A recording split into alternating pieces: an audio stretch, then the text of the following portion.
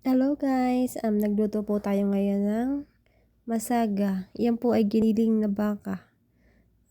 Yan nga po yung itsura niya nung maluto.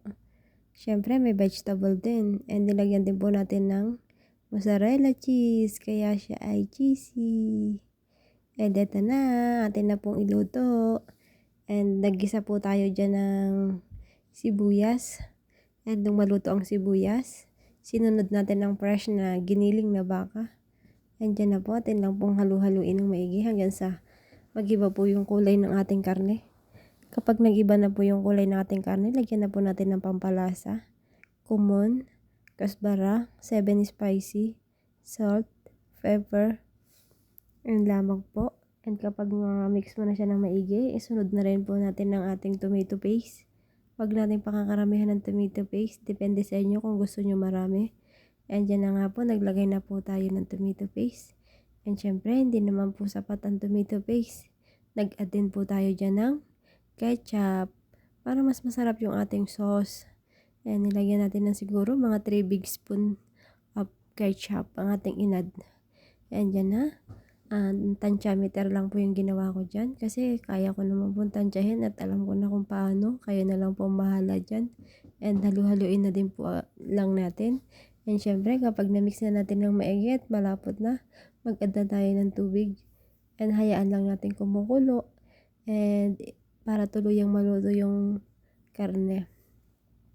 And yan na siya, kumukulo na siya. Kapag kumukulo na siya ng kulong-kulo and sa tingin natin malapot na, ilohit lang po natin para sure na hindi siya masunog.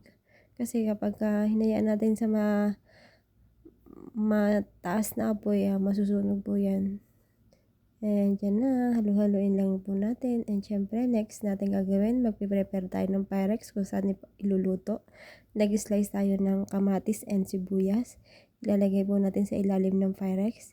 And syempre, nag-air fry din po tayo ng vegetable, patata, and eggplant. Yan na po yung in-air fry natin.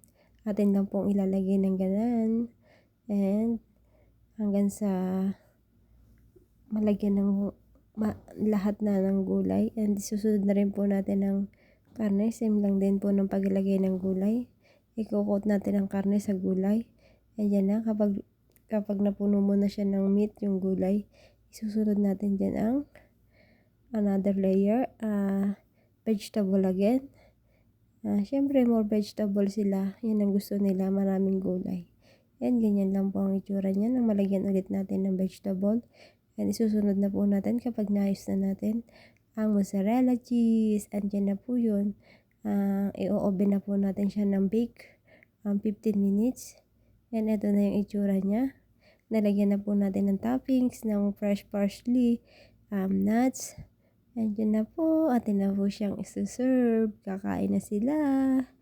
And see, sticky. Kasi may mozzarella cheese. Yan po siya. And syempre, meron po tayong pinrefer na salata. Cucumber, kiar, or lettuce, or kas. Yan lamang po. Maraming salamat po sa panonood.